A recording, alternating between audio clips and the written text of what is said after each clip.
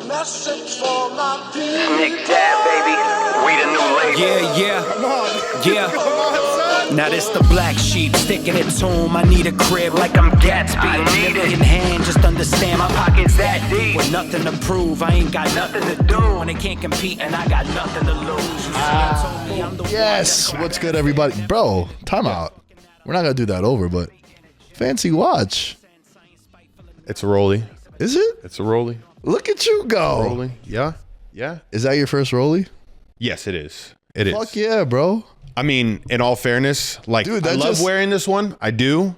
It's a gift. It was a graduation gift. It's all good. I know. It's like, but it's like you want to earn that rollie too. You know what I mean? Like, so I mean, that's the next step.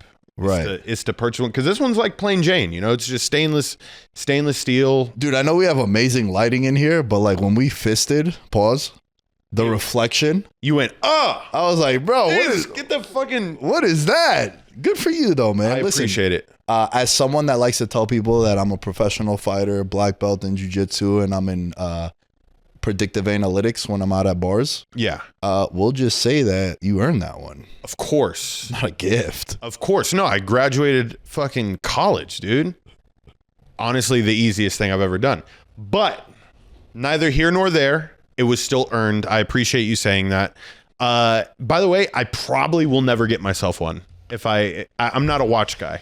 I put this on specifically for the show because I want to give off the aura of the, like, dude, you buy shoes after hitting big bets. What happens when we start buying fucking rollies? That's the type of aura I want to create for this show. I love it. Let me ask you. This was not going to be a part of the rundown, but I like when things happen organically. Follow us on social media at Veterans Minimum, all social media outlets. Rate, review, subscribe. Tables, ladders, and chairs on my question. Mm-hmm. Are you into jewelry? I mean, I don't know. Yeah. I'm an idiot. Yeah. I'm an idiot. Bro, I'm wearing a fucking bracelet. I've literally worn 2 chains since like junior year in high school. I keep the second one. This one's long, but Grandma gave me this one. You know, it's the Saint Lazarus. It's a dog that licks the wounds of people, and that shit works. When your dog licks you, like on like a cut or something, like let the dog do what it does, because it's better than fucking Neosporin, according to the Saints. Okay. I Yeah. can get behind that. Yeah, I'm in. a little fun fact. Fuck yeah, bro. I like it. But yes, I'm into jewelry. What about you? Not really. No. You know, I just recently got this. I was about to say, this is new. So what's crazy is I've always had these. These are just like necklaces from churches in Greece that my grandma be going to get and shit, right? Nice. And I don't like wearing it around my neck because like the jujitsu and shit. So I usually just like triple, Yeah. triple loop. Yeah. And I wear it like a bracelet. I've worn one since like I graduated high school up until I moved to Vegas, and then it just got ripped during jiu-jitsu. Like people grabbing at the, because usually I would, and now what I do is I just tape my left wrist, and everyone's like, "Yo, are you hurt?" I was like, "Nah, it's just this thing, like so I don't get scratched or pulled off." Yeah. And I didn't have them until I went back to New York this last trip, and she gave me a ton of them. So shouts to Grandma, to Yaya. Yeah. And yeah, but dude, like I've told this story in the past. I kind of resent jewelry because when I was going through like my gambling addiction, I've had to pawn off to Some pay pieces. debts. Yeah. Xboxes, sneakers, jewelry, and I always say my mom hates when I have these conversations, but things worked out, right? It's like what I always talk about with me dropping out of college. I wear it like a badge of honor. Mm-hmm. If things didn't work out, I don't know if I'd be telling people this. True. Yeah. You feel like, well, hey, man. You tell it to people like on the streets that you're still better than, but like, just to make yourself feel good. Right. But it worked out, so now we could do it to the masses. Yeah, for sure, 100%. And like for me, it was one of those things where like, damn, bro, I had to do a lot of fucked up shit in order to pay Bookies back when I was younger. Yeah. And that's why I always credit the podcast to like really saving me from that. And that's why I'm a firm believer in there's a difference between gambling and betting. Gambling is you and I watching game 1 of the NBA Finals and you throw a 20-leg parlay. That's gambling. That's a lotto ticket. Betting is like, hey man, game 1 underdogs, they're 2-18 straight up and 3-17 against the spread. We have some statistical data, a 20-year sample size, and maybe in game 1 we should take the -9.5 with the Thunder. Yeah. Right. So like that's betting. Gambling would be that. Gambling is waking up at 12:55 on the East Coast on a Sunday and firing away on props and point spreads. Right.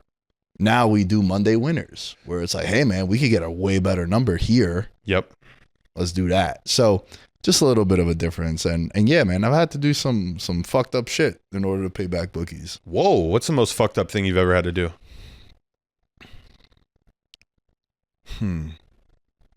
I think the jewelry. Yeah. Yeah, man. Was it sentimental? Yeah. Yeah, it was sentimental. And I'm not proud of it. But it's one of those things where like you've repaid it back, but like it's still not the original thing. Yeah. You know what I mean? Like it's one of those things. And look, like I said, I'm more comfortable, not that I'm proud of it, but I'm more comfortable sharing these type of stories because like anyone that's been gambling or betting their whole life, you've done some fucked up shit. You've had to ask grandma for money, your boy for money. You've had to come up with a crazy story like, yo, these bills piled up and I got to pay. Like, bro, I've been there. I've had friends reach out to me now that I'm doing pretty well and like they know it too. And like, I'm talking about like my boys. And they'll be like, hey man, can I talk to you? And immediately I'm like, how much you need? And like, how'd you know? I was like, bro, I've been there. Oh boy, have I been there. That text said it all. Yeah, and especially if I know that they like to indulge in gambling. You know what I mean? And it's you're not, a lot of people could say like you're enabling. Possibly. But from experience, I know how they feel. Yeah, I mean, it's... Bro, to be honest, I've, thank God, not been in like too crazy of situations and having to pay people back. I just feel like it would be the ultimate rush to put it in on another bet. How many times have you done that? How long can we record for? Yeah, bro. Dude. Ultimate rush? Bro. Yeah. It's way better than just... It's a crazy rush. I mean, bro, I could tell you off the top of my head, when France won the World Cup in 2018, they were plus 900. I owed a bookie money. I got money from a family member to bet France to win the World Cup. And then them winning the World Cup, I cried. I'm watching the game. I cried watching France win the World Cup. And some of my friends were like, what the fuck is wrong with you, bro? I'm like, bro, you have no idea. I'm like, yeah, France is... True story. France is my favorite team that I have no ties to. No one in my family's ever been to France. We have no French relatives. Just my favorite soccer player ever was Thierry Henry. So when they won, I threw like $500 on them to win it. So I got $5,000 back, paid back the bookie, paid back the family member. And then, I think, 2018, it wasn't like, what was that, 7-8 years ago almost? Yeah. I think I went away for the weekend to like Atlantic City. So I went gambling. It's happened mad times, bro. Mad times. And especially back in the day when people would use bookies. For sure. Like you're robbing Peter to pay Paul kind of thing. Like that would happen a lot too. I was lucky enough where hindsight is 2020. I don't know if it was lucky. I was telling you that I've sold fucking sentimental objects of mine in order to repay things. But thank God it was only like I'd owe them 500 or 1,000. I know people that have owned like five digits. That's where it's like, yeah, fuck, man. Well, the thing is, my entire life growing up here, you see people that are already, bro, in the triple digits with some of the credit lines that are given. So like, to me, being in the spot where you are like on credit or you're having to owe people crazy amounts, it is the ultimate reason why like gambling is considered an addiction. Oh yeah, I mean it completely tears people's lives into shreds, and without fucking sports, this wouldn't exist. For sure. And you know what? This is In what a major way. Yeah. absolutely. And this is why I love this show so much, because I like to think, and from conversations with people, we've made betting really enjoyable and fun, and we're $20, $50 bettors. All right, a couple futures here and there, we hammer them, but the future is a 6-month investment. All right, you throw $300 on Saquon to win Offensive Player of the Year. You're going to get paid later on, but if you think about it, throughout the football season, it's like you put $30 a week on it. Yeah. You just have to front the money right away. My favorite thing, and to your point, right, and one of the reasons why I got into trouble when I was gambling like I was is because of the on credit. And that's why I think it's been the best thing that sports betting has gotten legalized, because if you don't got it, you can't bet it. Which I've always preferred. When you're on credit, you're like, George is my bookie in this hypothetical, right? I got a credit line of 1,000. Right now, the time that we're recording, it's Monday night. It's like, all right, I got until Sunday to fucking hammer George with these bets. Now, I go down 1,000. I don't got to pay you until next Friday or next Tuesday, whatever day it is you and your bookie decide for the drop off. That's how it was, man. And now it's like, bro, I can't tell you how many times I'm like, I'm not doing nothing this weekend.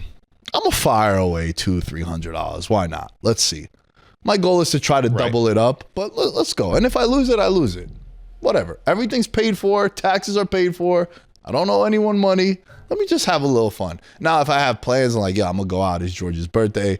We got a cabana. I'm going out to dinner with this girl. I'm doing this. I'm doing that. It's like, I'll just do my subathon and I'll do one other bet and call it a day. But that's why when you have the money, you can bet it. It's way better that way as opposed to the on credit.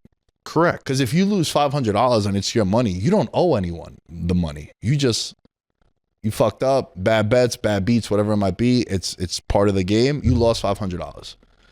As opposed to now you owe someone $500. It's way different, in my opinion, at least. And for all the years I've been doing it, that's been the thing that has been the best case scenario for me. I have one last question for you, since, this, I feel like this is really valuable information, because you have to be a responsible bettor and responsible in all facets of the way you approach it, not parlaying everything, making sure that you're within your means and trying to stack it, understanding how much money you're willing to invest in it for a full month.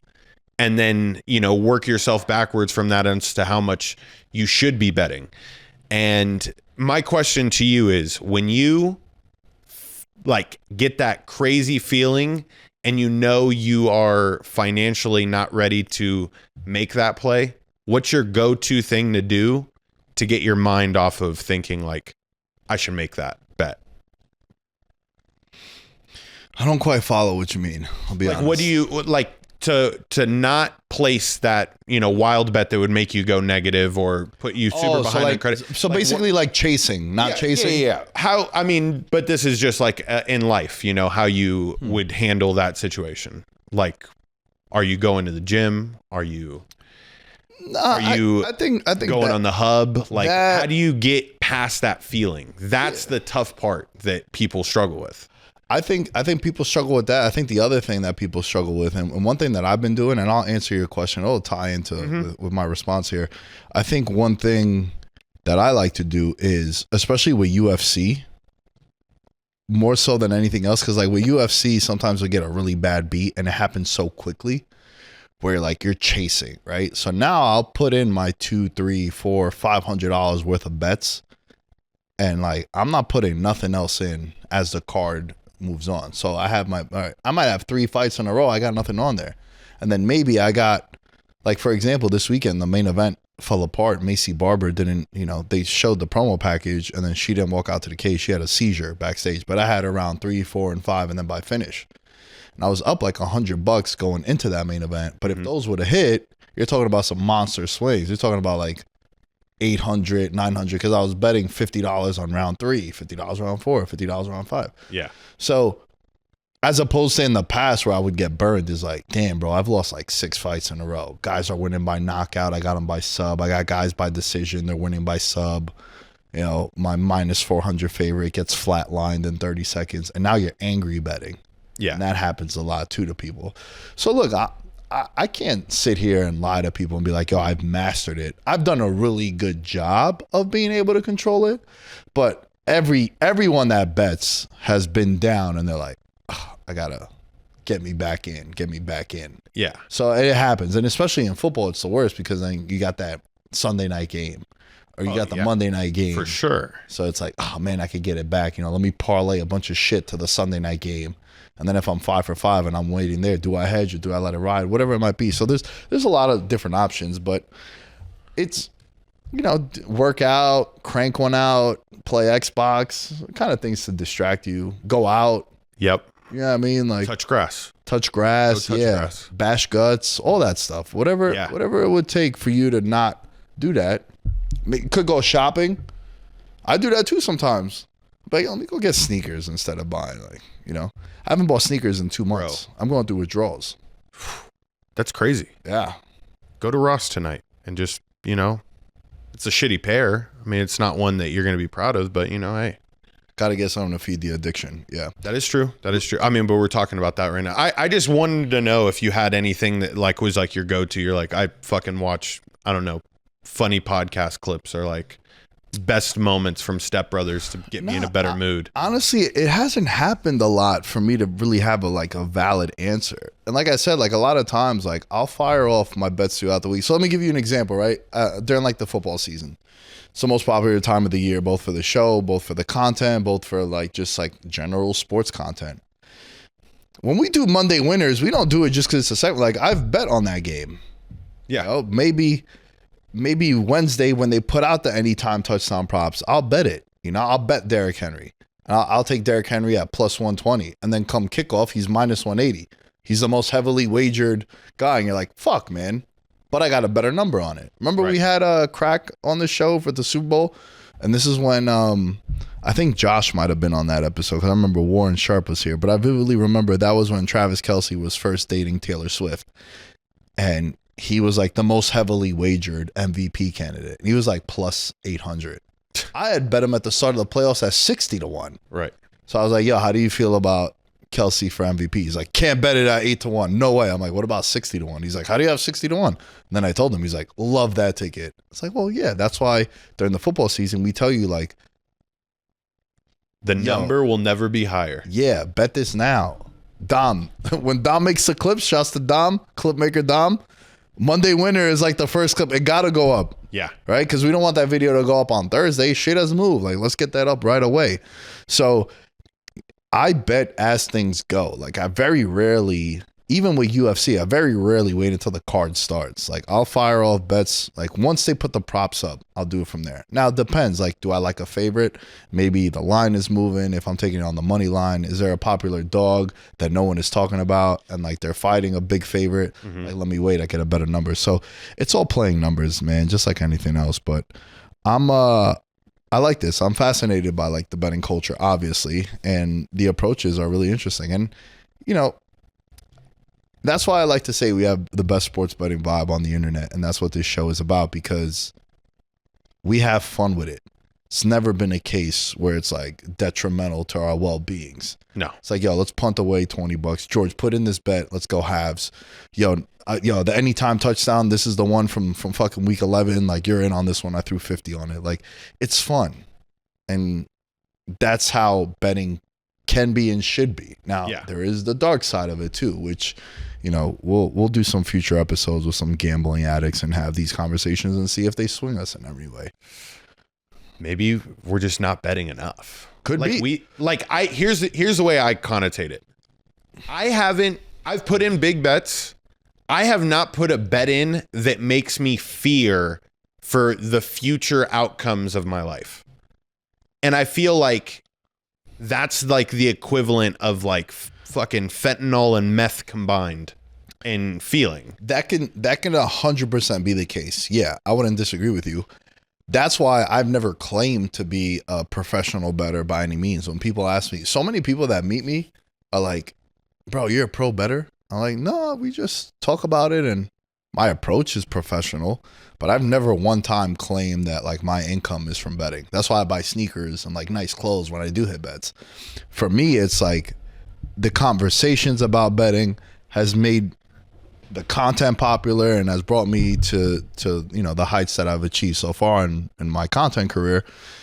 But the most I've ever had on one single proposition that I've actually physically wagered was the Super Bowl when the Chiefs played the Eagles.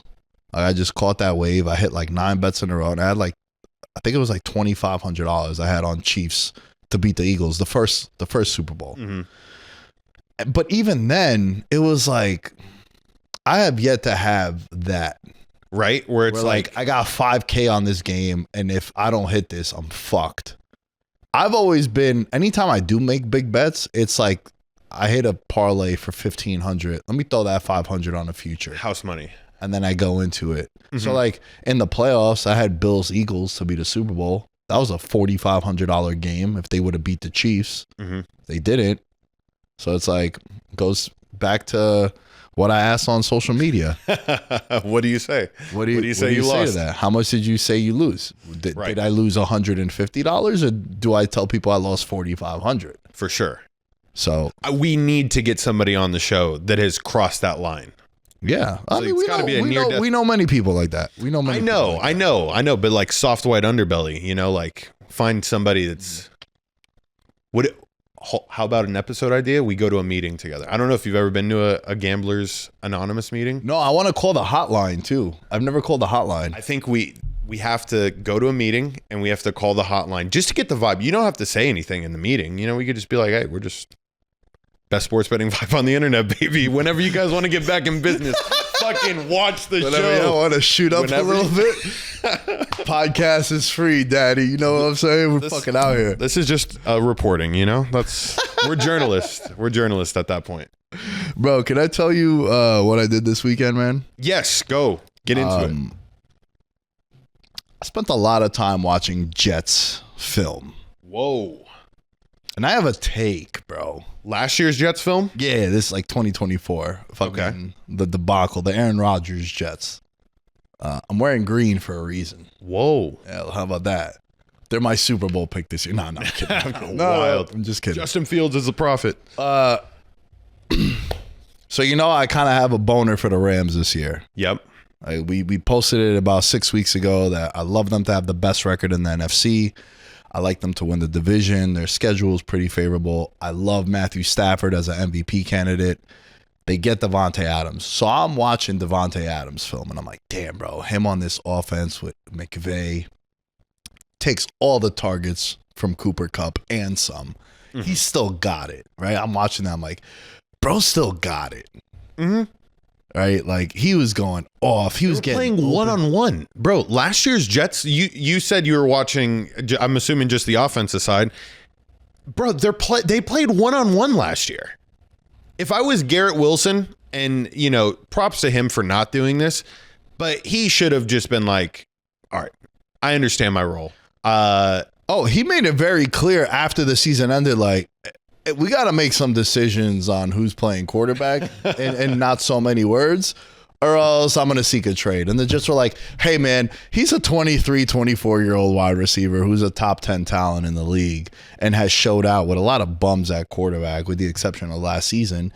And in a way, you could say the way Aaron Rodgers treated him, Aaron Rodgers was a bum quarterback as well, because like he wasn't force feeding him the way like he did with Adams, right? So I'm watching one-on-one. You're watching it. So I'm watching this, and I'm like, yo, Adams hasn't missed a step, getting wide open, doing whatever he wants. Routes as crisp as ever.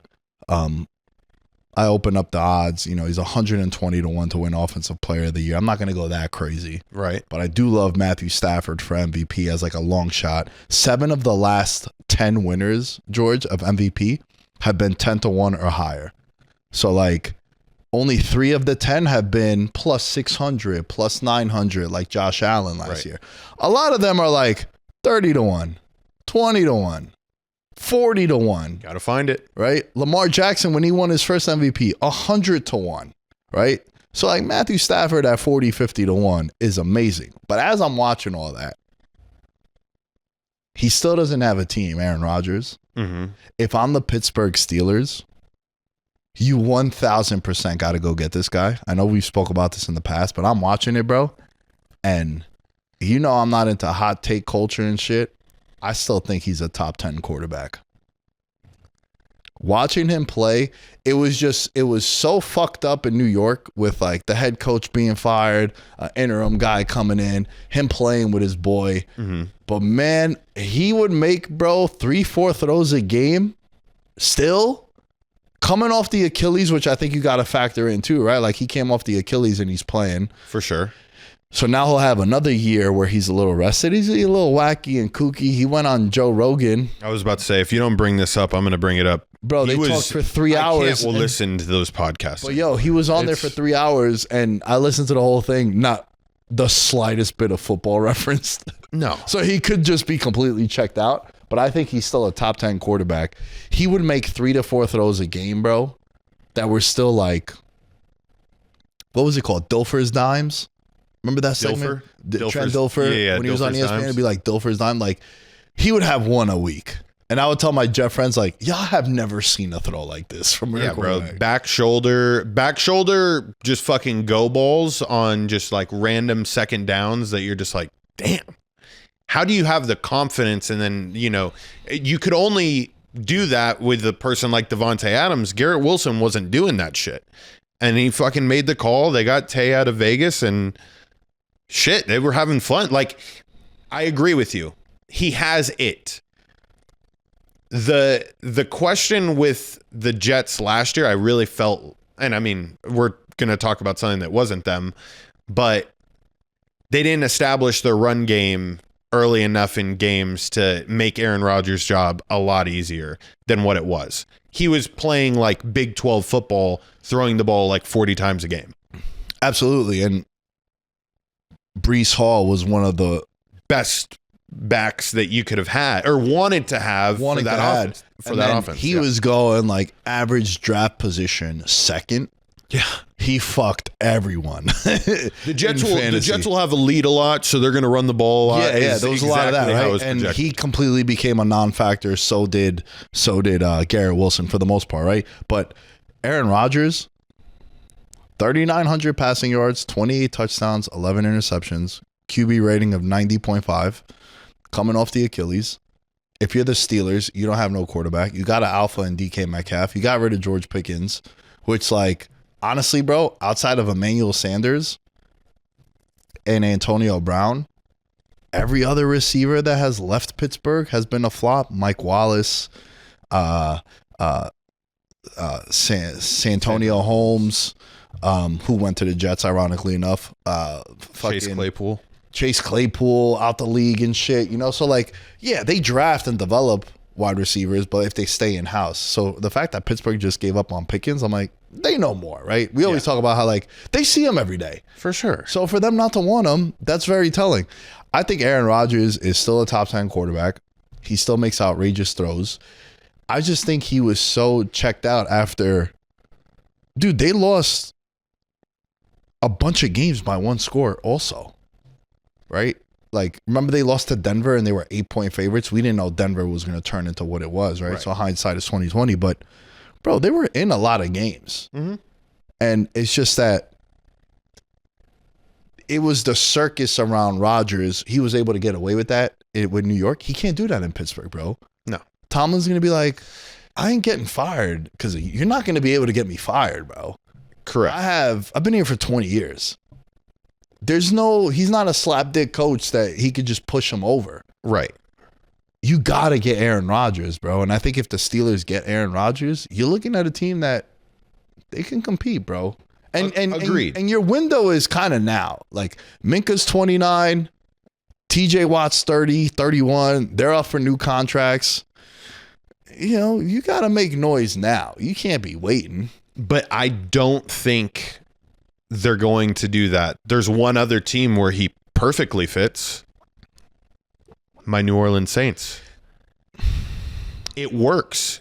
We can fucking get him in on a super cheap contract. I don't know, rework everything the way that, you know, the NFL contracts works is not necessarily my specialty, but if Luka Doncic can get traded to the Lakers, anything's possible. We can get Tyler Shug, a good veteran, to show him the ropes. Derek Carr clearly wasn't it. But hey, let's make New Orleans the city where, quarterbacks go to die, right? Drew Brees, he at least won us a title in his run. Derek Carr, shitty. Now, Aaron Rodgers, win a title. Maybe it's a bounce back situation. We had one great quarterback, one shitty quarterback.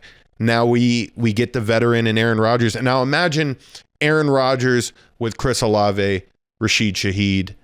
The go balls will be unlocked. And AK-47, which, by the way, 5 times better than Breece Hall was. Coming out of the backfield, it's a pretty good spot.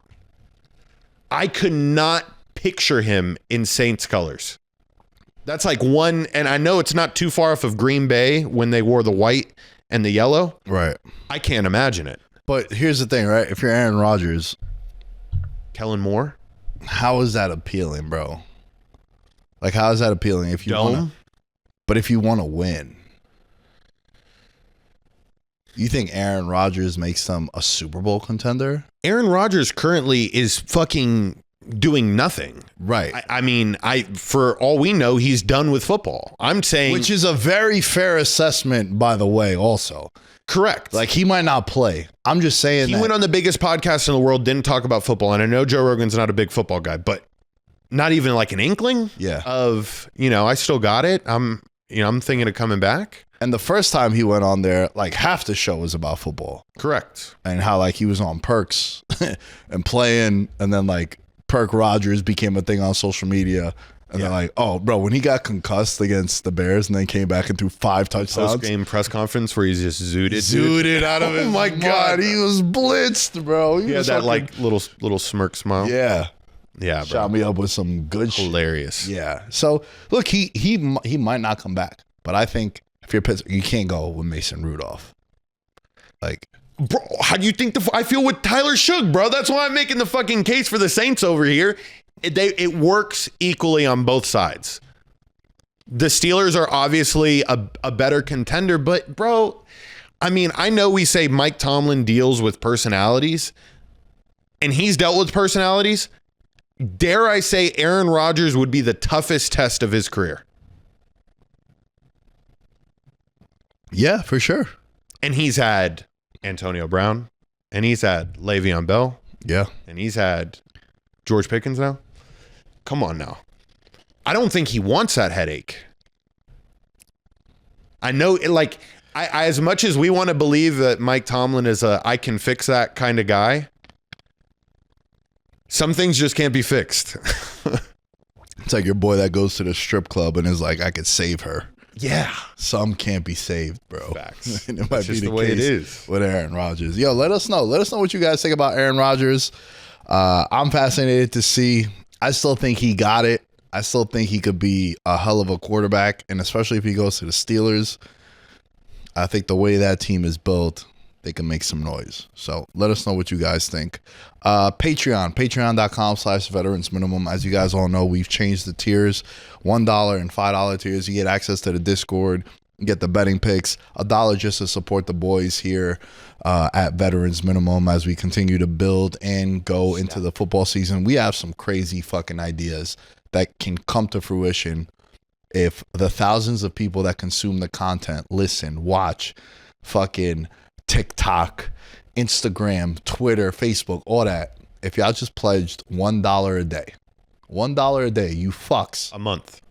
A month. Oh, yeah. $1 a month. $1 a month. Yeah, $1 a month. You I wanted to say, yeah, you fucks. I wanted to say it's like 3 cents a day was what I Correct. really wanted to say. Yes.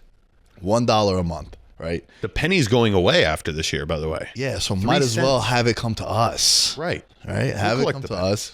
We'll collect it. Yo, $1. You won't even realize it. Anything under like $25, I don't even realize on my statements. No. Hashtag how rich. Filthy. Filthy. Right? So $1 a month is what we're asking for. Patreon.com/veterans minimum. All right, George. Yes. There was another thing that you forgot to mention from like your weekend. Like how it felt as a Knicks fan. Well, we were gonna get into that now with the NBA Finals, so maybe that could be a nice little like a prequel. No, prequel. The prologue, prelude. There you go. Yeah, I think so. Listen, maybe. I went to high school. Beta version. I went to high school, public high school in New York City. So, if anything, blame the dude that graduated from college, if that's not the right term. It was UNLV, bro. Like, I mean, it's not Harvard. Like, listen, this is we get City the of degrees that we can get. Yeah, in special education. Like, so the Knicks. Yeah. Let me ask you a question off a question. Okay. I asked this to the Discord. Shout out to everyone in the Discord. Should you be happy as a Knicks fan for getting this far? Yeah. Okay. You should feel like you've made you should feel like the acquisition you made over the summer actually paid off. Getting past the Celtics was exactly that. Regardless if Tatum went down or not. Like, that series was over. Like, they were going to get past the Celtics, correct, whether he played or not. But it was because of what you did in the months before that. Yeah. And that's why I feel like it should be a success. How do you feel? Okay, so what is the realistic goal? It's to win the title, but like, you were losing in 5 at best to the Thunder. Yeah. Like, maybe you win game 3. Mm-hmm. We've seen Minnesota blow them out, right, like 40 in game 3 at home. We talk about it down 0-2, all that. Garden would be crazy. It'd be like $1 million to sit courtside. So it'd be a zoo. But like, you weren't beating the Thunder anyway. They were rested. You would have had to go 7 in order to make it to the finals, right? My whole thing is this. And people are like, if you were to tell me that the Knicks would go 6 games in the conference finals in September when they got Karl Anthony Towns, I'd sign up in a heartbeat. All right, I get it. But then when you see how shit plays out, Dame Lillard gets hurt. Tatum gets hurt, even though we were up, and I agree. Correct. You play a Pistons team that only because of inexperience do you win that series. In all the games, you were down by double digits at some point in the second half. That's inexperience by the Pistons. Correct. That you end up overcoming. And then you have a 16-point lead with 3.5 minutes to go in game 1, which altered the series. Like, we had talked about it. I've mentioned this in the past many times. Like, yo, bro, listen, sometimes game 1 tells you the outcome of the series. And the way they lost that series in that fashion, you just knew that it was inevitable. Mm-hmm. And that's what happened. And I think, to me, the way things played out, yeah, I'm kind of disappointed they didn't go to the finals. Because, sure, on paper, looking at the East next year, there's no Tatum. Milwaukee's going to be down. I don't give a fuck who the 76ers have. They're not a threat. Orlando's still young. I think it's going to be a new crop, bro. You're going to see the Magic. You're going to see the Pistons at the top. You're going to see the Knicks. The Pacers are still a young team. You're going to see them in there. And then there's going to be another new team. I mean, the Wizards are super young. Do they finally figure something out and, compete? But I agree with you. Continue. But this is what I'm saying, right? Like, the East will probably be weaker than what it was this year. Correct. Right? Like, what happens with Cleveland? Cleveland can't run it back. They won 64 games and got bounced in the second round. We're a non-factor by this Pacer team. So to me, it's like, bro, when you get this close, it's not for sure. What about injury luck, dude? One thing that has changed with me, and I think we've spoke about this, especially in football. Like, I used to be a rings guy. You don't got no ring, I don't want to talk about it. I think as I gotten older, it's been the one thing that has changed with my fandom and just like understanding sports. Bro, you got to have a good owner, a good GM, a good coach, good roster development, good training staff so guys aren't pulling hamstrings all the time. That part. You need to have a superstar. Then you need to have complementary pieces. Then you need everyone to stay healthy. No one got hurt from the Knicks. Did they get run into the ground? Sure, absolutely. Did I like that, like, Brunson and Cat are playing 44 minutes against the Hawks on a Thursday? No. And then you saw it, like the Knicks were a top 6 offense up until the All-Star break. And they got to 6th, 18th, and 21st in April. April, they played like 7 games, right? But, bro, that wear and tear added up. You don't know that everyone's going to be healthy. Bro, Tatum was probably the most like indestructible superstar. Never injury prone, played every night, never sat. And now he's gone for all of next year. And hopefully we get him back to some degree of what he was. Correct. It's like, bro, you never know. You just step wrong and you're out for fucking 18 months potentially. 100%. So you don't know that also. To me, it's like, yeah, bro, at the beginning of it, like, let's go with the Giants, for example. Right now, if you were to tell me, like, Giants are making it to NFC Championship. June 2nd, the Giants go to the NFC title game. How would I feel? I'd be like, fucking sign me up. But what if they get to the NFC title game and they play the Rams and Stafford, Puka, Adams, Kieran Williams, all out. Like, they're just all hurt. They got hurt the week before. And then your boy Verse, he's out. I'm like, and then they lose that game. I'm going to be devastated, bro. Right. You know what I'm saying? Like, things change. Information changes. Correct. You get new knowledge of things. Circumstances are different. So, yeah, I think your opinion should change. And, like, if you're a Knicks fan, sure, it's been shit for 20-something years. And they've won more games under the Brunson era than the last since, like, 94 in the playoffs. Like, yeah, you should be happy, but it's disappointing, bro. You're a minus 200 favorite to start the Eastern Conference Finals. Was it justified? No, I even said on the show, I'm like, listen, Knicks bias aside, I would probably bet the Pacers, but I'm picking the Knicks, right? Obviously. Mm-hmm. So that's how it is for me, at least. Yeah. I mean, I can completely see how, you know, circumstances are circumstantial, but you really, you know, you cannot put aside the fact that what Karl Anthony Towns did, and I think you have to tell me this, if the Knicks brought true fire back, or has Knicks the fire around the Knicks been lit for like the past 2 years? Like, do you think what they did this year on the run that they made changed the culture for the Knicks in the sense that they're not afraid of, let's say, the Celtics, for example? Like, next year it will be the Pacers again, possibly. Mm. But do you feel like there's a confidence in them now that they're not going to fold down the stretch and that we really have him?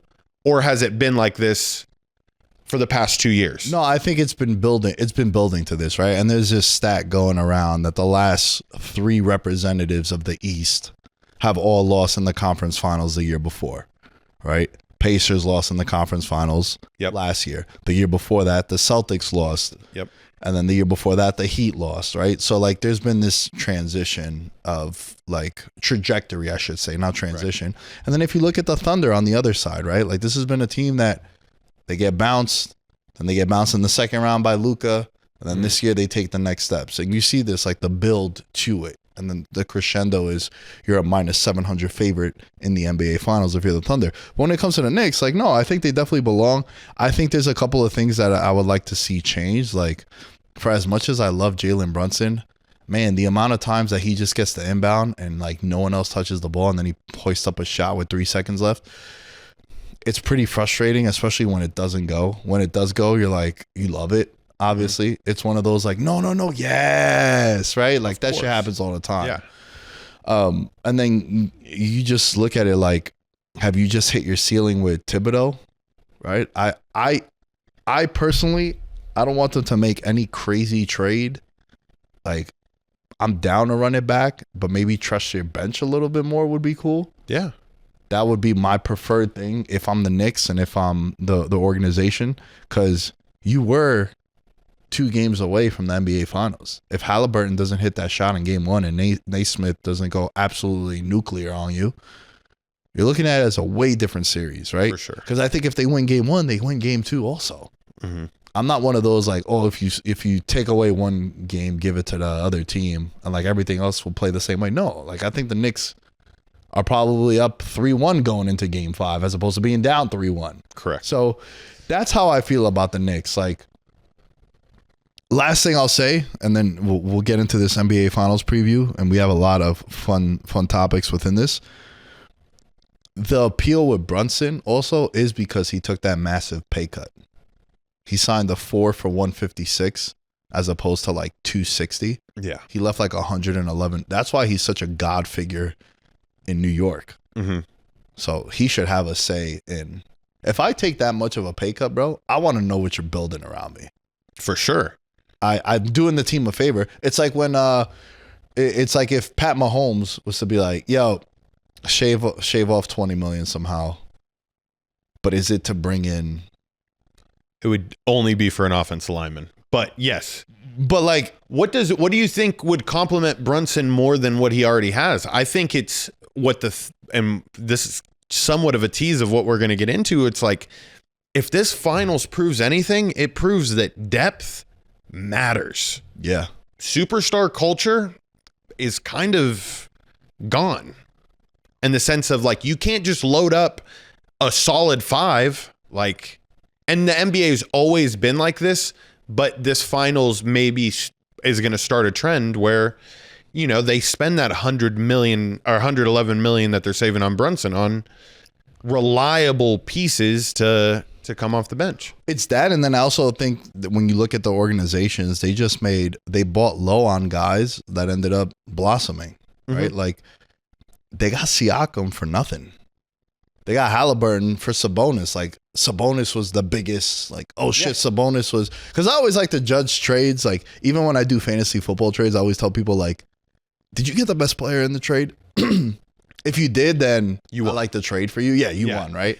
And Halliburton wasn't the best player in that trade. He played like a year and a half with Sacramento, and then he leaves. He goes here to Indiana. They get Siakam.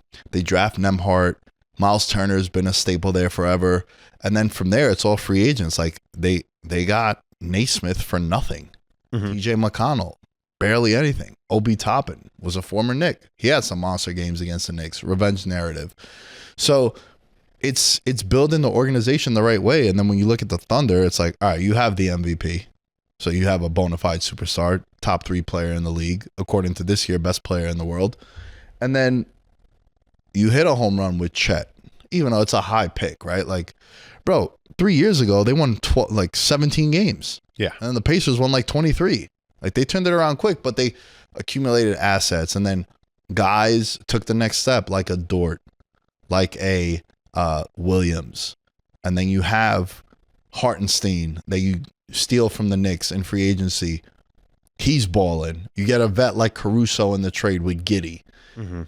And like, that's how you build it, you know? And to me, I think it's always weird, right? Because like, I don't want to live too much in the moment. I'd still probably take like 3 superstars and a mediocre rest of the team as opposed to like 1 superstar. Because it's not average. Cool. It's not cool unless they're like, and that's the thing with the Thunder, and Caruso really is that piece, that like spark on that comes off the bench that, you know, separates it and can make you excited about a role player.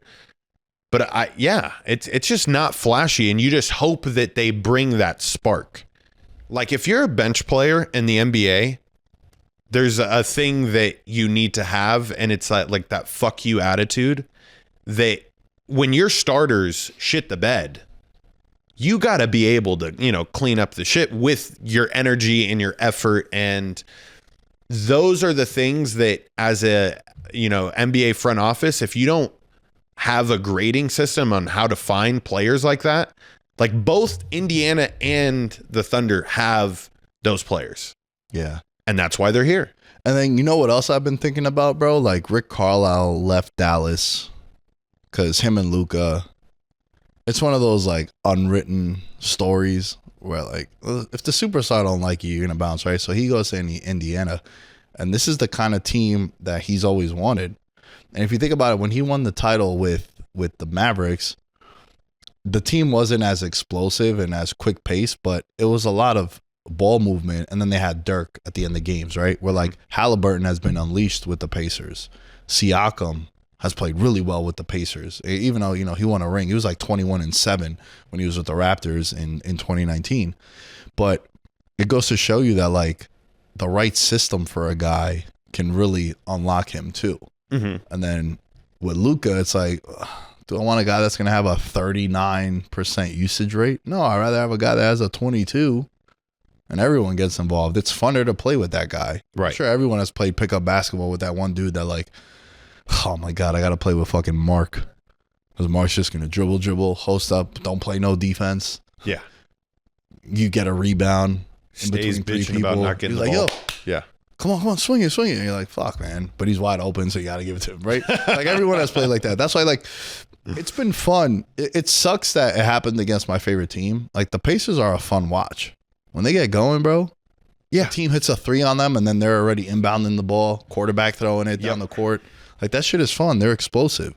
And it's a track meet with them, but it's a good matchup. Like, it's going to be fun between them and the Thunder. I got some stats for you. You ready for this? Yes, let's hop into this, dude. So we've talked about this in the past, right? Since 2000, George. Since 2000. Do you know how many preseason non-top 5 favorites have won the NBA title? Preseason non-top 5 have won the NBA title. Shit, there's a lot that have, I feel, gotten the attempts as of recently. Now, there's been a good amount that have gotten to the finals, but we're talking about winning it. Winning it, 2? Very close. It's been 4. Okay. So you got the 2019 Raptors. Yep. You got the 2011 Mavericks. You have the 04 Pistons. And Golden State in 2015. Got it. They were First 7th. year. Yeah, the first year they won it, right? So those 4 teams. Everyone else has been a top 5 favorite. I say all that because it was your Boston Celtics and then the Thunder. Yep. Were the top 2 favorites this year. Do you know what the Pacers were to start the year? If I had to guess without seeing the number, because I already had saw it before, I would have thought like 45-1, just given the fact that they had made it to the Eastern Conference Finals last year. 66-1. That's insane. Yeah. Now, only 3 times since 2000 has an underdog of plus 300 or more won the title, and it was the 3 teams that we mentioned. 04 Pistons, 11 Mavericks, and the 19 Raptors. Golden State in that finals was actually the favorite, even though in the preseason they were such a big dog. Because remember, Kyrie and Kevin Love were banged up in that one, right? And then the craziest thing about this, if you look at the Thunder, they set an NBA record this year for the most double-digit wins, like ever. And then it kind of correlates with what they've been doing in the playoffs. So they're 8-1 at home. The 8 games they've won by 51. It doesn't even seem real to say that, right? They won a playoff game by 51, 19, 43, 7, 32, 36, 15, and 30. The one loss, game 1 to Denver, they were up 9 with 3 minutes left, and they lost by 2. They're beating the shit out of teams. Yep. And it's a good mark for a really good team, right? Like, they've been doing this all year long. And there's a reason why they're minus 700 to win the title. Yeah. So that was just a lot of the stats and like betting history for this one.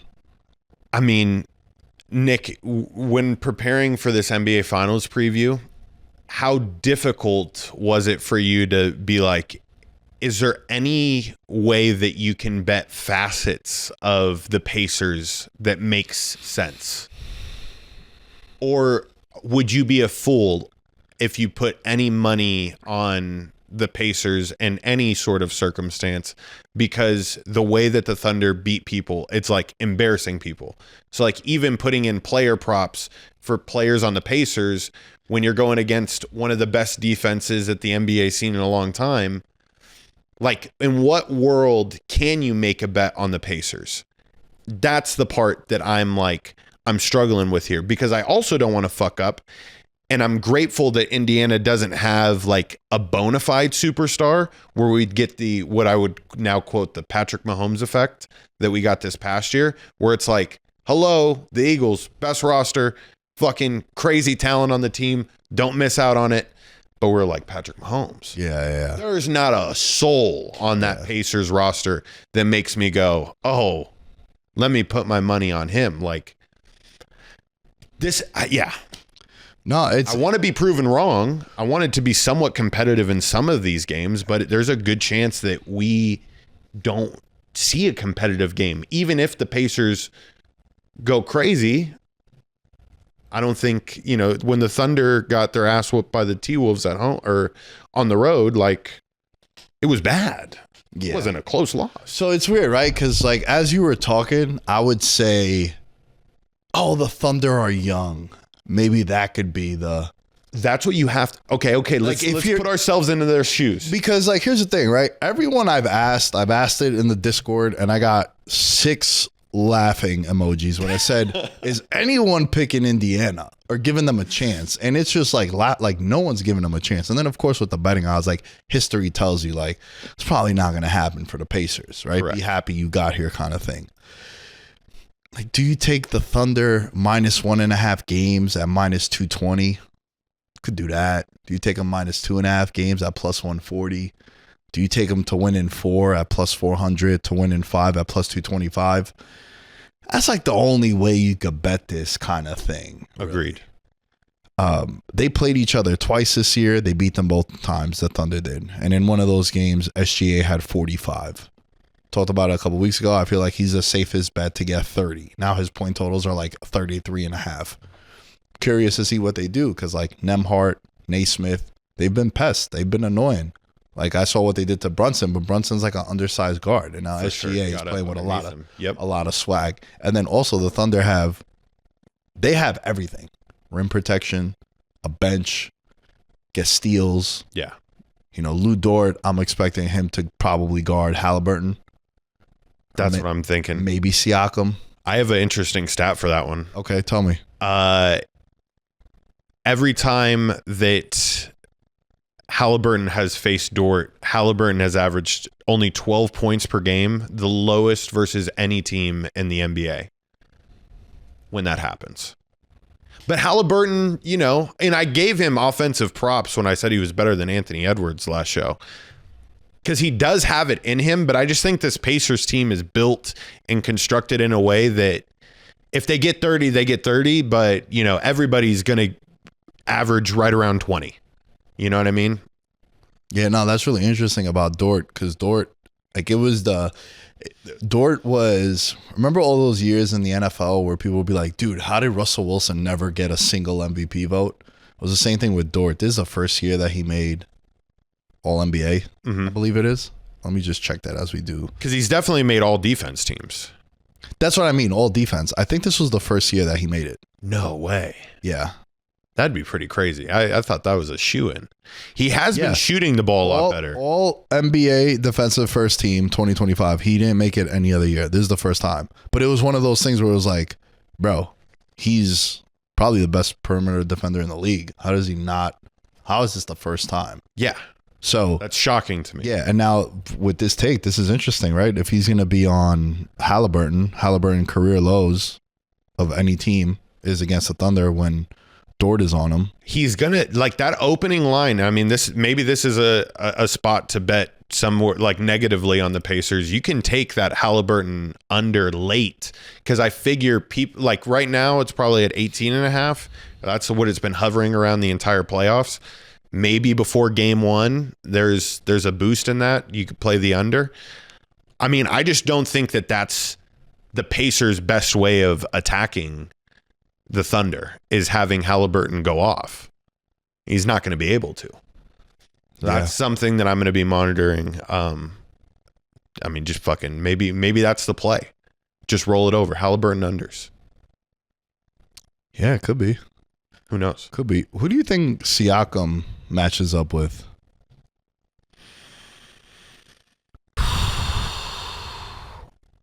It's interesting because I feel like the Thunder are going to go small, and I don't feel like Hartenstein's going to be starting. And that kind of like changes things up. But I would say Jalen Williams has got to be it. Yeah. It's not necessarily the size matchup that you would want, but like it's a true test for him. Like there's going to be moments in this finals that we see these young players grow up in a way that they haven't yet. And not saying that the Thunder players haven't earned it at this point in time, but like this Pacers team is no joke. And if you want to not get embarrassed on national television, game one, like he's going to have to make some crazy plays. So I think that's the matchup. Who do you think is going to match up against Siakam? I feel like it has to be J. Will, right? Yeah. It's either him or Dort. Like one or the other is going to take Halliburton. Because like SGA, you're going to have him on like Nembhard. Yeah. To like kind of hide him. Of course. Right? Of course. Yeah. And then on the flip side, you'll probably have like Nembhard or Naismith on a SGA. To his best they can. But like, this guy had 45 in the matchup that they played earlier this season. Look, I think for me, one of the big X factors is going to be Caruso. And I know you were talking about that when we were texting too. Like Caruso got the championship experience. He's hit big shots, could play defensively. Was it really championship experience? I think a ring is a ring, bro. It was the bubble though. Sure. No, look, a lot of people say that, right? But like, why is it just like that whole year was wacky, right? Like even in the NFL, people were playing without a crowd. So like, do we hold that ring against Brady then? I'm not holding the ring against him. I'm holding the experience, because I think the true experience is with the arena and the fans and the everything on the line, not just fucking faces on a wall. But I get what you're saying. He is the only player on that team that can provide some insights in that regard. Yeah. And I don't think the moment is going to be too big for either teams, because like Siakam got championship experience, right? Like he was over there. And then like all these, like Hartenstein went deep into the playoffs last year, and now like, yo, the Thunder are a really good team, bro. Yeah. Like they can go down, and I've been saying this a lot throughout this lead up that, you know, I got crushed in the playoffs, like futures wise, because I faded the Thunder. I was like, I gotta take stabs at Warriors, Clippers, Nuggets, Wolves, and like they knocked out two of them, right? So speaking of Nuggets, like I would feel if I'm a Nuggets fan or the Nuggets, I'm like, damn, we're the only team that really tested them, took them to 7. If Gordon is healthy and Murray and Porter like give us something, like maybe we win that. You know, maybe we win that series.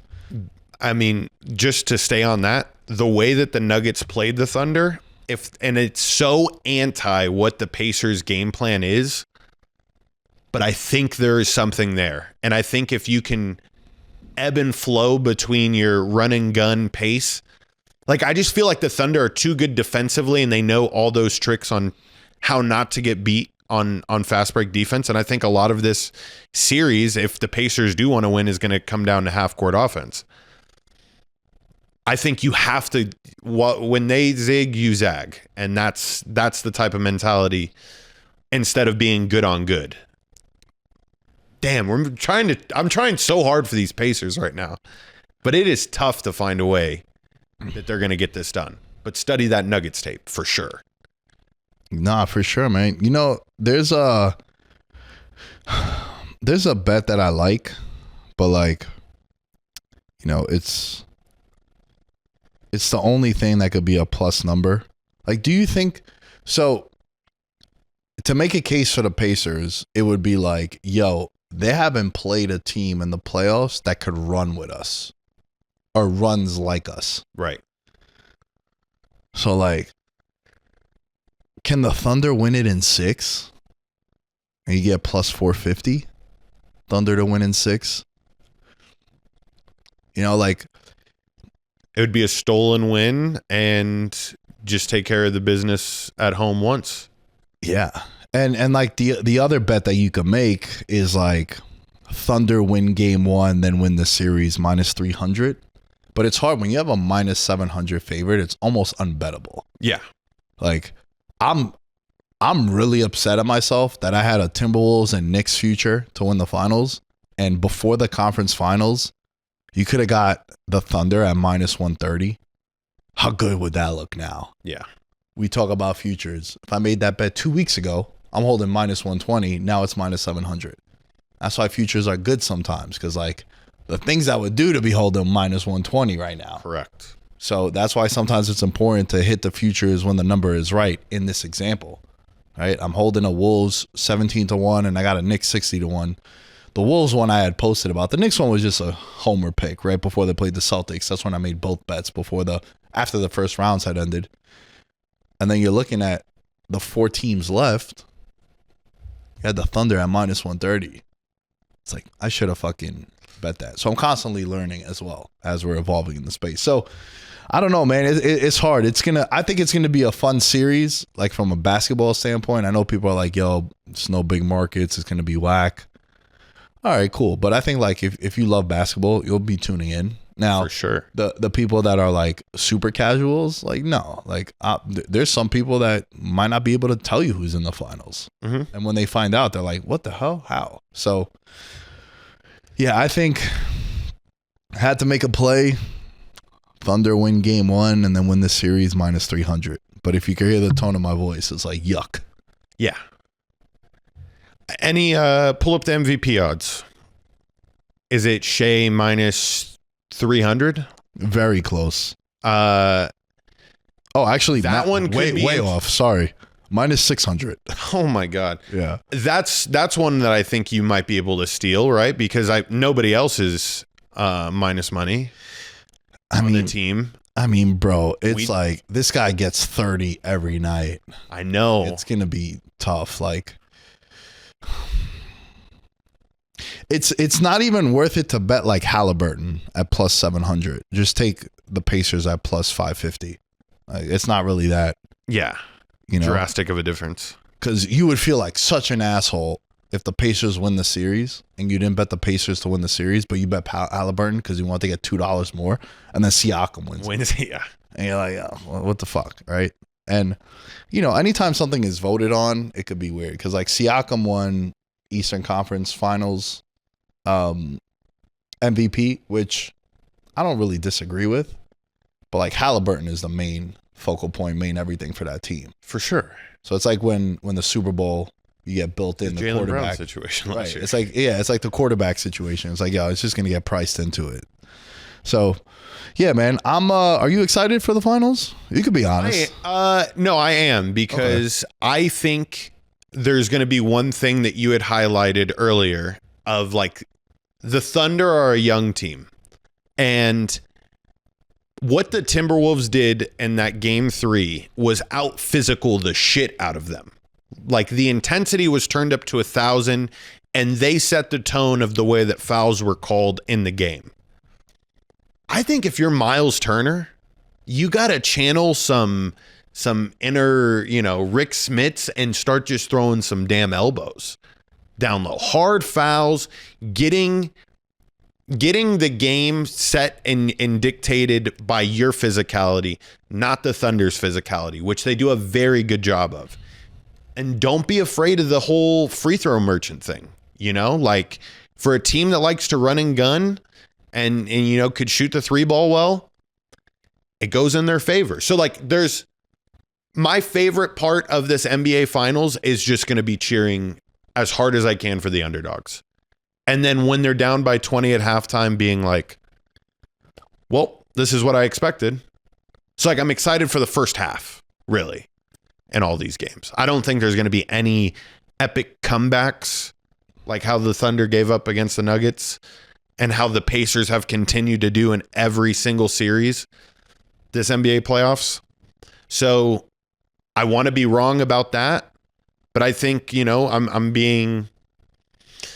I also want to see how Shea steps up and whether or not he starts getting a little more vocal.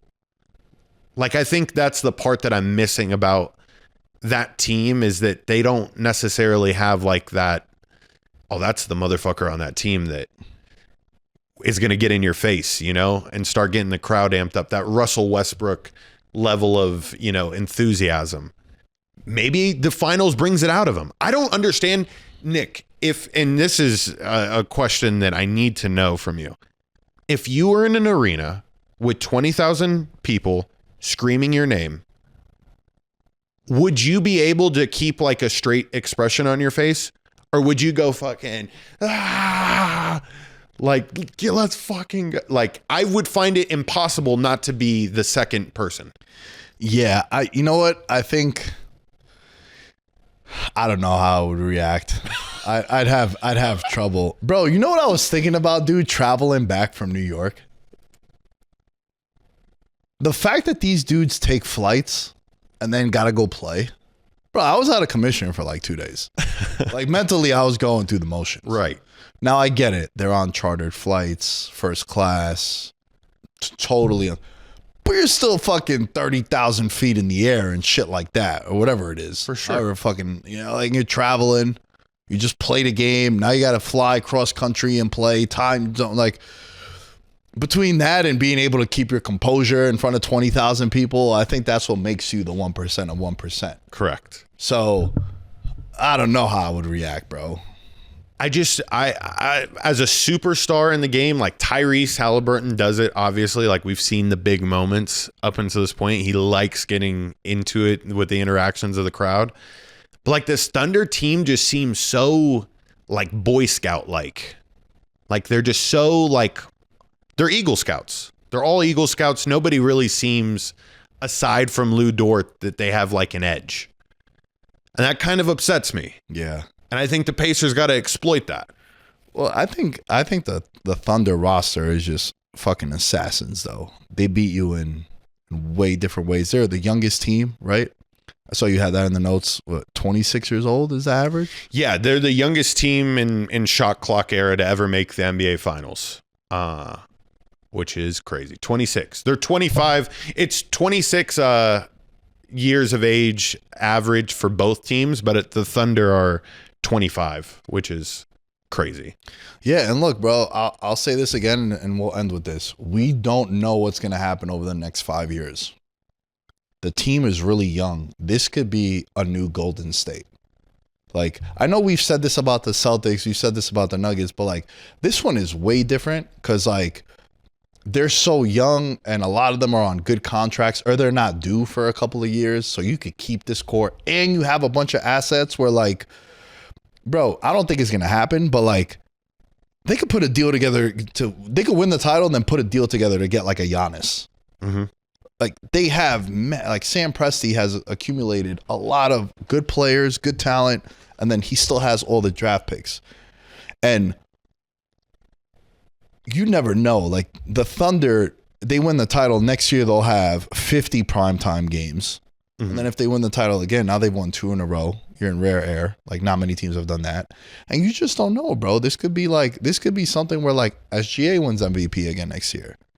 And like, all right, maybe they make it to the finals and they lose next year, but then they win it the year after. And so like, yo, you just don't know. And I'm glad that we're ending on this because I had seen that in the notes and I'm like, man, there's all those points are amazing and great. It's just like there's certain franchises that like we've seen this with this exact type of core group of people with the Thunder the first time they made the finals and everything that we were thinking back then and how they would go to Western Conference Finals and lose every year after that until it dismantles.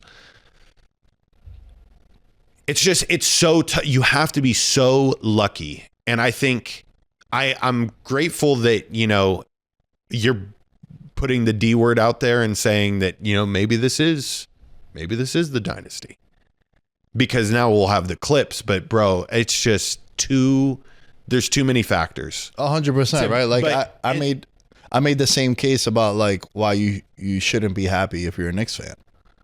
True. Like you never know next year what happens. And that's the thing that you got to factor in. I think a team that's young that can maybe try to emulate some of the things that they're doing here are the Spurs. Like, I think a full year with Victor Wembanyama and the young core of guys that they have around him, I think could surprise a lot of people next year. And the Thunder being one of them. Because maybe, like, bro, we have officially entered. The fact that LeBron James is continuing to play is fucking with our time perceptually of, like, that generation's over. Like, we have to move on from these players that are 35, 36. Like, this is a young man's game now, especially with how high-paced offenses are. So we'll see. What's your official prediction? Yeah. Official prediction is a sweep.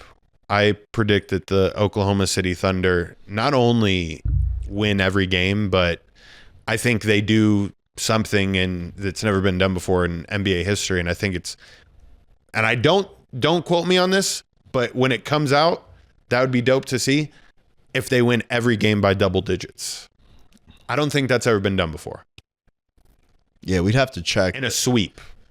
That would mean that they cover the spread in all the games too. They're 9-point favorites in game 1. Yep. What are your predictions? I'm gonna go in 5. I think Indiana is gonna win at least one game in Indiana.